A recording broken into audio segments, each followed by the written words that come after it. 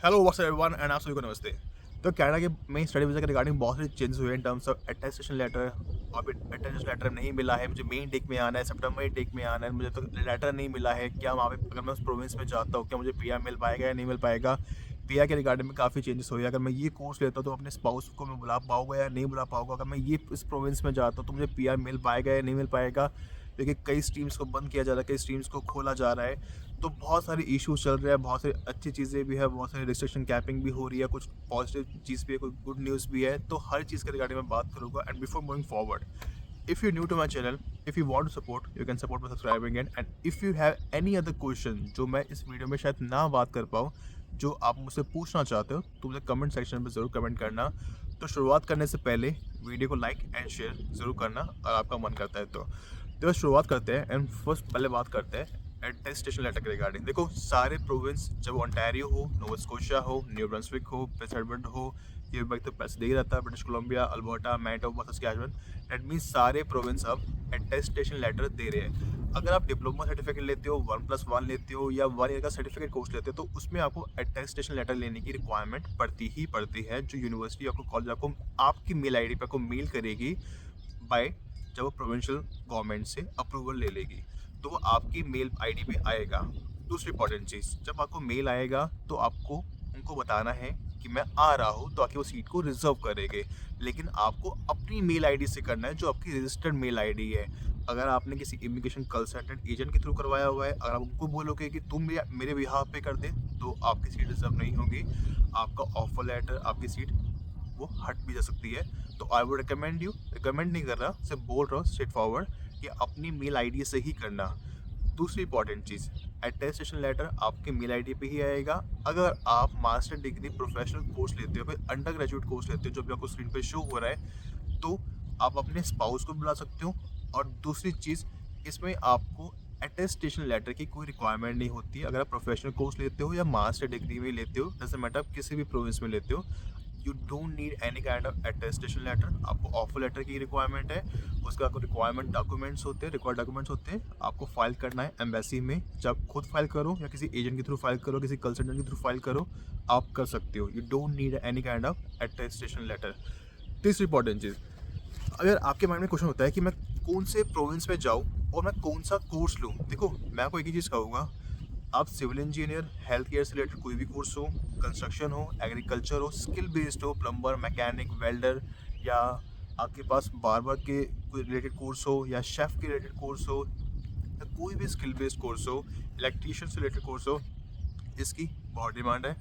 अच्छा पैसा कमाओगे, आपको यहाँ से जॉब भी मिल जाएगी आफ्टर कंप्लीटिंग एजुकेशन। अगर आपके पास स्किल्स है, आपको आता है, आपको part time full time job भी मिल सकती है at time of study visa. अब आपके माइंड में क्वेश्चन आता है, और सबसे अच्छी इंपॉर्टेंट चीज़, आपको पीआर भी बहुत आराम से मिलता है। अगर जब आपको लाइसेंस की रिक्वायरमेंट होती है स्किल बेस में, आपको सीधा 600 पॉइंट्स मिलते हैं, आपको पीआर भी बहुत आराम से मिलता है। Because right now getting a PR is quite difficult. जो ऑलरेडी यहाँ पे कनाडा में है उनको पीआर नहीं मिल रहा। डजेंट मैटर उनके पास 2 साल का एक्सपीरियंस हो, अपने होम कंट्री में 3 साल का एक्सपीरियंस हो, उन्होंने ग्रेजुएशन मास्टर्स की हो, तो right now getting a PR it's quite difficult. The reason, points बहुत ज़्यादा है, 525 से कम पॉइंट्स नहीं आ रहे, 524 गया है लास्ट 9 मंथ्स के अंदर। और सबसे मोस्ट इंपॉर्टेंट चीज़, कंपटीशन बहुत ज़्यादा है। चाहे वो एंट्री में फाइल करते हो, चाहे पीएनपी में फाइल करते हो, that means provincial nomination program में फाइल करते हो, चाहे किसी भी प्रोविंस में हो, तो जितने ज़्यादा स्किल्स हो गए, जितने ज़्यादा ऑप्शंस हो गए, अगर आपको फ्रेंच लैंग्वेज आती है तो आपके पास चॉइस ज़्यादा है इन terms of getting an PR. Otherwise आप भी भीड़ का हिस्सा हो, आप भी भटकोगे इस प्रोविंस से दूसरे प्रोविंस, और आप भी को भी वेट करना पड़ेगा, और माइट भी आपका वर्क परमिट खत्म हो जाएगा। तो शायद आपको ओपन ब्रिज वर्क परमिट के लिए अप्लाई करना पड़ेगा, आपको एलएमआई खरीदना पड़ेगा, तो वो मुश्किल है। अच्छा, एक एलएमआई के रिगार्डिंग में पॉइंट ऐड करना चाहूँगा। अब बहुत लोगों के माइंड में क्वेश्चन होता है, जैसे मैंने पहले भी बोला कि एलएमआई मिलना इतना ईजी नहीं है, यू हैव टू पे, बट चांसेस बहुत ज़्यादा होता है यू हैव टू पे। बहुत कम चांस होते हैं आपको पे नहीं करना पड़ता है। आप फेसबुक पे जाओगे तो एलएमआई के बहुत सारे ग्रुप्स होते हैं। अगर आप स्किल बेस्ड हो, अगर आपके पास बहुत अच्छी स्किल्स है, शेफ़ कुक के रिगार्डिंग स्किल बेस्ड हो, प्लम्बर, मैकेनिक, शेफ़ के रिगार्डिंग, बार्बर के रिगार्डिंग, या किसी भी अच्छी इंडस्ट्री में आपके आईटी फील्ड में हो, तो आपको एलएमआई मिलना थोड़ा ईजी है और आपको फ्री भी है। लेकिन अगर कोई बंदा देसी होगा ना, ओनर, तो 98% 99% वो आपसे चार्ज करेगा ही करेगा, 99.99%। अगर कोई गोरा होगा, कोई वाइट रेस से बिलोंग करता होगा, डेफिनेटली उसमें 50-50 चांसेस है कि वो आपसे चार्ज नहीं करेगा। और आपको एलएमआई वाले बहुत सारे आप सर्च करोगे किसी प्रोविंस के regarding, for example LMI in Nova Scotia, Facebook में बहुत सारे ग्रुप्स होते हैं, या अल्बर्टा, सस्कैचुअन, ऐसे डालोगे तो आपको बहुत सारे ग्रुप्स मिल जाएंगे।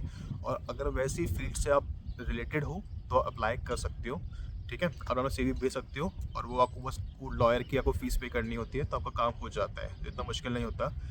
अब मेन पॉइंट आपका ये आता है कि मुझे ये दो काफ़ी लोग पूछते हैं कि हम मास्टर्स करना चाहते हैं ब्रिटिश कोलंबिया में, ओंटारियो में। तो देखो यार, आप करना चाहते हो करो, अगर आपके पास अच्छी एक्सपीरियंस है, आपके अच्छे पॉइंट्स बन रहे हैं 500 से ऊपर एक्सप्रेस एंट्री में करंटली और बाद में भी, तो आई वुड से बिल्कुल आओ। PNP में अच्छा स्कोर बन रहा है तो बिल्कुल आओ, अगर मास्टर्स करो तो ही आओ, वरना उसमें भी सिर्फ तभी आओ जब आपके पास अच्छा खासा एक्सपीरियंस हो और अच्छा कोई कोर्स आप ले रहे हो और आपको कोई ऐसा कोर्स ले रहे हो जिसकी आप वैल्यू हो उस प्रोविंस में, जो इन डिमांड जॉब्स हो, तभी आना। Otherwise just waste of time, waste of money, कोई बेनिफिट नहीं है। एक मोस्ट इंपॉर्टेंट चीज़ है कि हमें कौन सा प्रोविंस चूज़ करना चाहिए। देखो, मेरे हिसाब से कोई इसकी वैसे रिगार्डिंग मैंने पहले भी वीडियो बना रखी है। You have to choose Atlantic province, Alberta, Saskatchewan या यूकॉन प्रोविंस। इनकी बहुत डिमांडेड प्रोविंस में जाते हो तो आपके चांसेस थोड़े हाई है, लेकिन ये भी डिपेंड करता है कि आप आपकी प्रोफाइल क्या है। आपकी प्रोफाइल बहुत मैटर करती है। आप 12th के बाद आ रहे हो तो फिर आप चक्किया ही बेचोगे, कुछ नहीं होगा, घंटा कुछ नहीं उखाड़ पाओगे आप, करना बहुत मुश्किल है। So just a waste of time, waste of money. Experience लेके आओ, स्किल सीख के आओ, क्वालिफिकेशन अच्छी होनी चाहिए, यहाँ पे अच्छा कोर्स ऑप्ट करो, तभी आपके चांसेस हैं इन टर्म्स ऑफ PR। अगर आप राइट प्रोविंस चूज करते हो तो, except British Columbia, Quebec and Ontario province. मैं को तो इनको बोलूँगा अवॉइड ही करो कि मैक्सिमम पॉपुलेशन इंटरनेशनल स्टूडेंट्स सारे इसी प्रोविंस के अंदर है, धक्के खाओगे और कुछ फ़ायदा नहीं है, कुछ नहीं मिलेगा, जॉब मिलना मुश्किल है। चाहे वहाँ पे आपको बहुत सी चीज़ें मिल जाती है, ऑप्शंस मिल जाते हैं हर चीज़ के, but it's not that easy to get a job. But in terms of PR, it's not that easy. After getting a PR, वहाँ पे मूव होना चाहते हो, आपको अपनी ऐसी कम्युनिटी, अपने ऐसे लोग चाहिए, आपको थोड़ा शोर शराबा चाहिए, घूमना फिरना है। और ये भी सच्चाई है कि Ontario British Columbia Quebec province बहुत सुंदर है as compare to Saskatchewan, Manitoba और अल्बर्टा भी सुंदर है। बाकी सब प्रोविंस तो काफ़ी सुंदर ही है, वहाँ पे ज़्यादा आपको चीज़ें मिल जाती है। लेकिन after moving getting a PR, उसके बाद मूव होना चाहो तो वहाँ पे मूव हो जाओ। उससे पहले अगर जाते हो as an international students, I would say no. एक इंपॉर्टेंट चीज़ ये भी है कि आफ्टर कंप्लीटिंग योर स्टडी तो वर्क परमिट के लिए अप्लाई करते हो, तो आपको मैं ये चीज़ कहना चाहूँगा कि 1-2 महीने पहले अप्लाई करना, मिनिमम 2-3 महीने पहले अप्लाई करना वर्क परमिट, क्योंकि वर्क परमिट आने में टाइम लगता है। पहले था कि आपको 120 डेज़ के अंदर मिलता है, लेकिन उसको अब एक्सीड कर दिया गया है बाय द इमिग्रेशन मिनिस्टर, तो 180 डेज़ कर दिया गया है। और उस टाइम के दौरान भी आप वर्क कर सकते हो, मीन्स आप जॉब कर सकते हो, तो कोई इशू नहीं है, आप काम कर सकते हो। एंड मोस्ट इंपॉर्टेंट चीज़, मैं आपको एक चीज़ और कहना चाहूँगा, जो लोग यहाँ पे है जो LMI लेते हैं, LMI लेने के बाद उनको वहाँ पे जॉब नहीं मिलती है, वो LMI के पैसे दे देते हैं, वो अपना पेरोल चला देते हैं। तो एक चीज़ याद रखना, जब आप ऐसा पेरोल चलाते हो ना, तो आपकी सारी हिस्ट्री चेक की जाती है। अपना डेबिट कार्ड यूज़ करोगे, क्रेडिट कार्ड कहाँ पे आपने यूज़ किया था, डेबिट कार्ड पे आपने यूज़ किया था, आप किस प्रोविंस में रह रहे हो, आपके फ़ोन्स के सिग्नल, आप कहाँ पे रेंट पे कर रहे हो, आप कहाँ पे ग्रॉसरीज खरीद रहे हो, ये सारी चीज़ें चेक की जाती है जब आप PR के लिए फ़ाइल करते हो। मीन्स आपका डेबिट क्रेडिट, आपके अकाउंट से पैसे कहाँ से निकल रहे हैं, कहाँ से जा रहे हैं, आपने कहाँ शॉपिंग कर रहे हो, सारी चीज़ें देखी जाती है। और पेरोल चला रहे हो और उसके बाद सोचो कि मैं कैश में जॉब कर लूँगा, तो ये बहुत रिस्की वाला काम है। अगर आप LMI पे आते हो, I would highly advice you, 100% यही कहूँगा कि उस एम्प्लॉयर के पास जाओ, उसको बोलो कि मुझे आवर्स दो, मुझे काम वहीं पे करना है। अभी सोचो कि मैं ना पेरोल चला लूँगा, कैश में जॉब कोई और कर लूँगा, तो आपको ये दिक्कतें आएगी at the time of PR। अगर आप पकड़े जाते हो, once you got the PR, 5 साल का बैन लग जाएगा, ना PR मिलेगा और सीधा बाय बाय डिपोर्ट हो जाएगा आपका। सो जो भी करते हो सोच समझ के, देख पा के सब कुछ करना।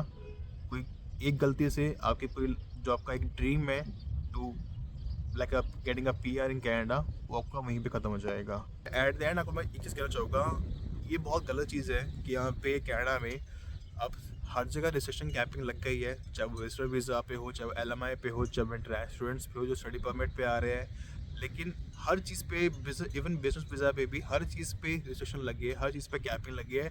एज कम मीन्स सिर्फ रिफ्यूजी को छोड़ के सब पे कैपिंग है, सब पे रिस्ट्रिक्शन है। सिर्फ रिफ्यूजी को छोड़ के, अगर आप रिफ्यूजी हो तो देयर इज नो रिस्ट्रिक्शन। अब प्रॉब्लम क्या है कि कनाडा एक वेलफेयर सोसाइटी है, वो कहते हैं कि हम भी डेवलप्ड नेशन है, हम चाहते हैं कि किसी भी कंट्री में वार चल रहा हो, किसी भी कंट्री में कुछ भी यूथ चल रहा हो, सारे रिफ्यूजी यहाँ पे आ जाओ, मुँह उठा के आ जाओ, हम सबको एक्सेप्ट करेंगे। अगर आपका जेन्युइन केस है आ जाओ, और बहुत सारे जेन्युइन केस नहीं भी होते हैं, बना देते हैं डॉक्यूमेंटेशन में, सबको पता है, तो आ जाते हैं। लाइक कहने का मतलब ये है कि आप इतनी इन्वेस्टमेंट करके आ रहे हो, आप धक्के खाते हो, you are a cheap labour, you are a cash cow, आप 3 टाइम्स 4 टाइम्स पे करते हो एज़ कम्पेयर डोमेस्टिक स्टूडेंट्स।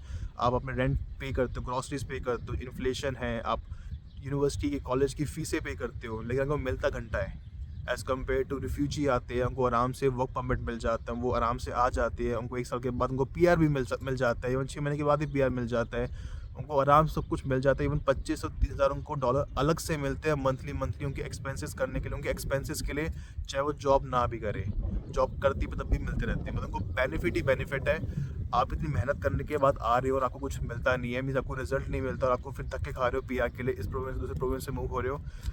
तो एक कहने का मतलब ये है, जो बहुत बड़ा एक एक तरह का वो है, जो एक नाइंसाफ़ी समझो या बहुत गलत चीज़ है, कि जो एक इन्वेस्टमेंट कर रहा है, जो एक मेहनत कर रहा है, जो टैक्स पे कर रहा है, उसको रिजल्ट नहीं मिल रहा, और जो नहीं कर रहा उसको सब कुछ मिल रहा है। अब कहने देखो, ऐसा नहीं है कि सारी ऐसे है, लेकिन बहुत जेन्युइन केस भी होते हैं, लेकिन आज के टाइम पे बहुत जेन्युइन केस नहीं होते हैं, बस सभी मुँह उठा के जाते हैं।